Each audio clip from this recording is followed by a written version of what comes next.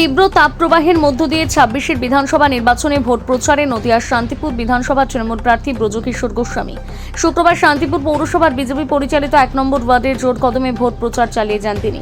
ব্রজকিশোর গোস্বামীর দাবি, এবার নির্বাচনে জিতলে কর্মসংস্থান নিয়ে তার একমাত্র লক্ষ্য। তিনি বিধায়ক থাকাকালীন প্রায় ৫ কোটির বেশি অর্থ ব্যয় উন্নয়ন করেছে তার বিধানসভা এলাকায়। ২৬-এর বিধানসভা নির্বাচনে তার ১০০% জয় নিশ্চিত, এখন শুধু সময়ের অপেক্ষা।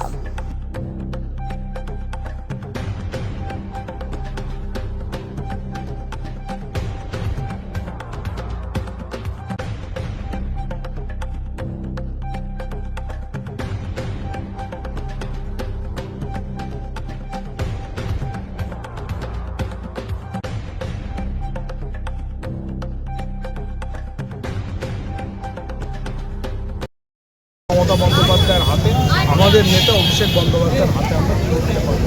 মানুষের মধ্যে একটা ব্যাপক সাড়া আছে, কিন্তু দুপুরের এই আপনি কি দেখেছেন মানুষ বেরিয়ে আসেনি? না সে এসছে, কিন্তু তবু মানুষ বিকেলবেলা আরো অনেক ওয়ার্ডে আছে। আর একটা কথা আমরা বলি, মুশকিল হচ্ছে আমরা তো ঠান্ডা ঘরে বসে এসআইআর করি না, আমরা রাস্তায় নেমে এসআইআর এর বিরোধিতা করি। সেজন্য আমাদের প্রচারের সাথে অন্য কোনো রাজনৈতিক দলের প্রচার মিলবে না।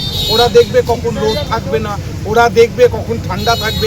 আমরা জানি যখন নামতে হবে, মানুষের কাছে যেতে হবে, মানুষের আপদে বিপদে সবসময় আমরা থাকি। এই বিজেপির ওয়ার্ড বা আয়োজন, এটা যেমন বিজেপিরও ওয়ার্ড, তেমন এটা আমারও ওয়ার্ড। আর এই ওয়ার্ডে সব থেকে বেশি ডেভেলপমেন্টের কাজ হচ্ছে, ব্যাপকভাবে কাজ হচ্ছে।